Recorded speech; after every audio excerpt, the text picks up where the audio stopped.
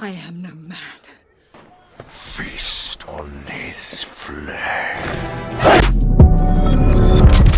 What's up, guys? It's your boy Benny. What is the rule of 2023? Say it with me. You F around, you find out. And that is exactly what is happening, of course, with Bud Light. And now you are starting to see just the depressing reality for the company that decided that it was going to project neoliberal virtue signaling gender ideology values on its Midwestern middle-aged man consumer based and frat bro consumer based, and then denigrate and insult those men.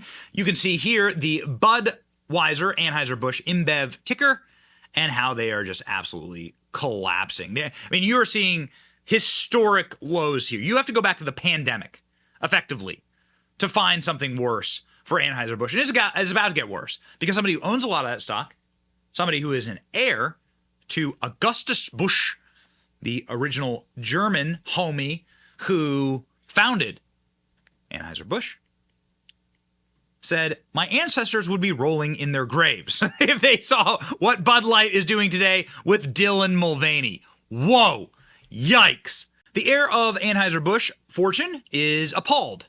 The company that bought his family out used transgender person to advertise Bud Light, saying, my ancestors would have rolled over in their grave. Billy Busch, last name Bush, still strong in the family, appeared on TMZ Live on Friday to discuss a new book about the rise and epic fall of the American dynasty when one of the TMZ hosts asked him about Dylan Mulvaney. That triggered, of course, the massive boycott. You can still see the ad here. Still live and still lying, of course, as we have talked about ad nauseum. This was a campaign. This was one of multiple videos that Dylan Mulvaney did for Bud Light with the hashtag partner program, meaning Dylan Mulvaney was a paid partner. I do social media for a living. I know how these contracts work. I sign them myself. Bush, I would never sign one with Bud Light, of course. Bush believes the company that succeeded his family, now what he's talking about is the Dutch company. He's talking about the company, Belgian company, InBev.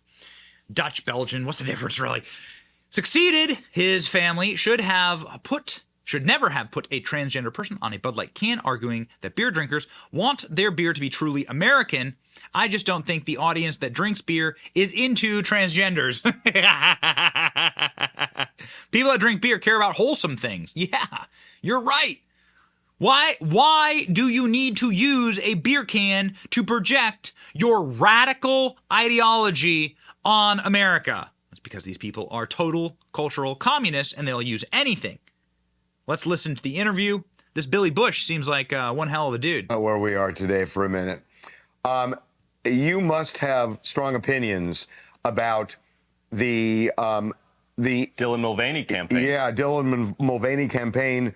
I think my family, my ancestors would have rollen over in their grave. They were very patriotic. They loved this country and what it stood for. They believed that transgender, gays, that sort of thing was all a very personal issue. They love this country because it is a free country and people are allowed to do what they want. But it was never meant to be on a beer can and never meant to be pushed in people's faces.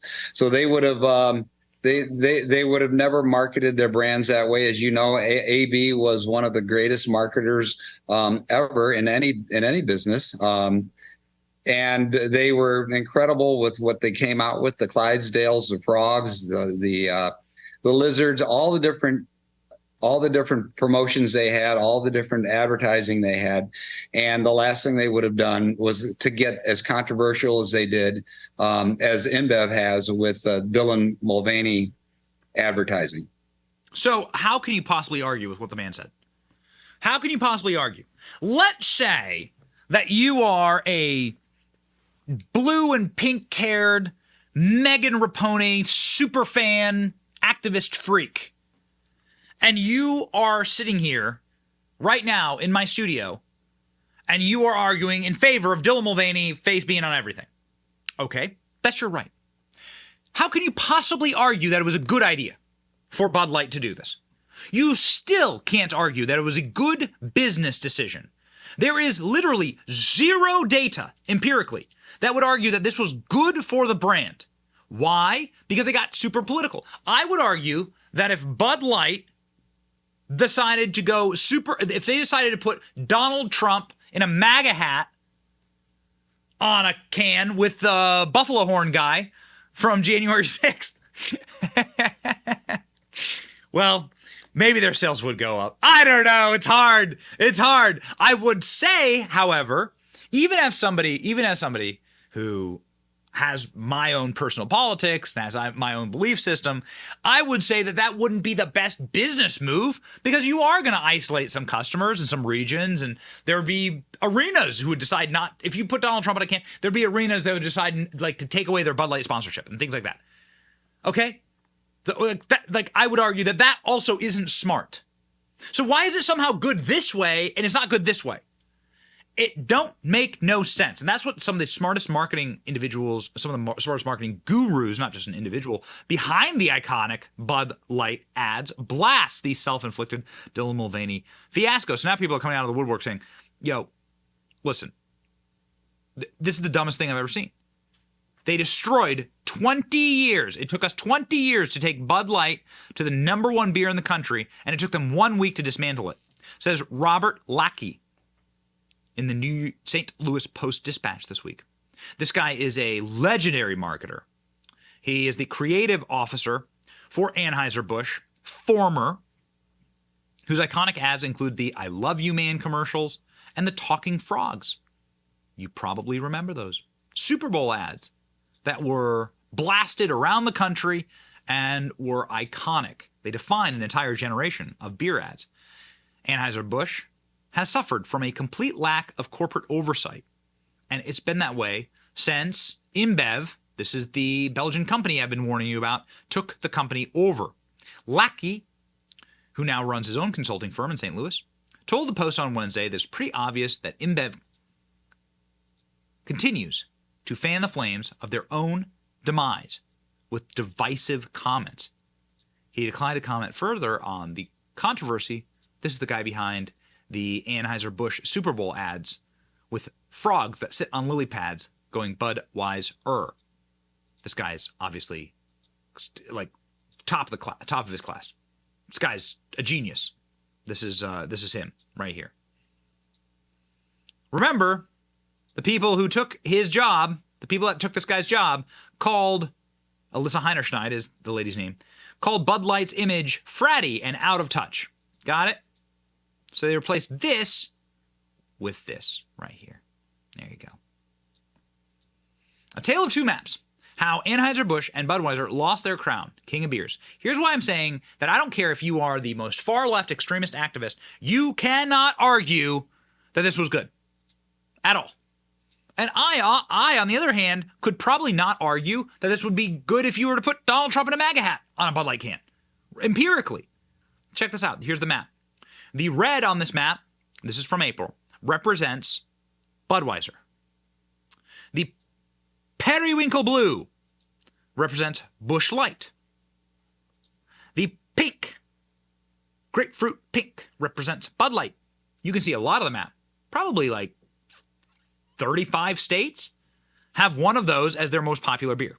Most popular beers by state in April. Tons of states. My home state of Florida is Bud Light. Texas, it's Budweiser. And then you have a bunch of other states in between. Some of them are really weird. For some reason, Guinness is the favorite beer of Montana, which looks like Joe Biden sniffing Idaho. But what can you do? What can you do? And then here comes Arizona out of left field with Pabst Blue Ribbon. Good for you, Arizona. Whatever, man. And what's wrong with you, Alabama? Stella Artois? What's going on in Alabama? Are these people like fancy or something? I don't get it. Anyway, look at it now. Boom.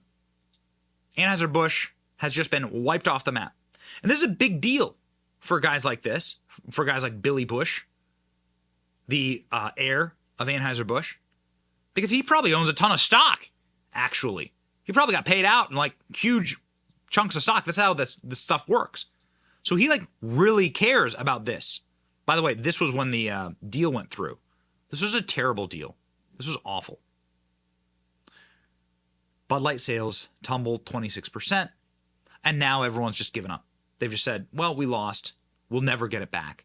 And they look at the current leadership and they're like, this guy ain't going to do it. This guy is the CIA operative turned Anheuser-Busch CEO. Got it. Okay.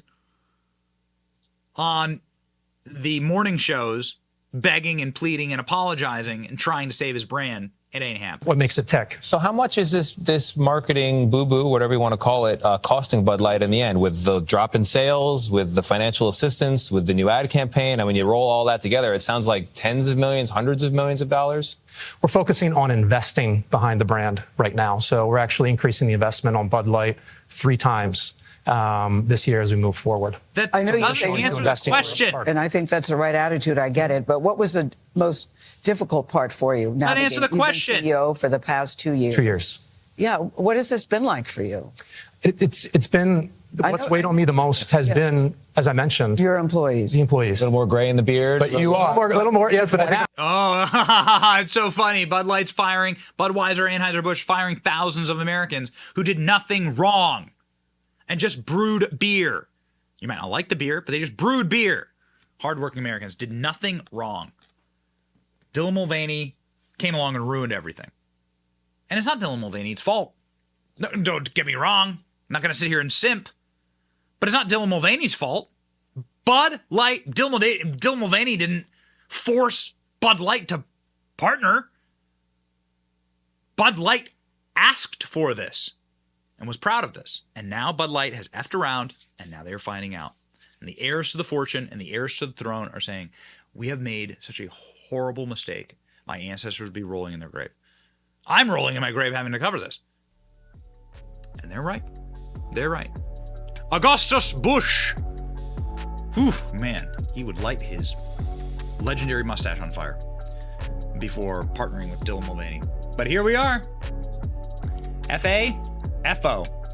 End communism with us. Like, share, and subscribe to our channel. See ya.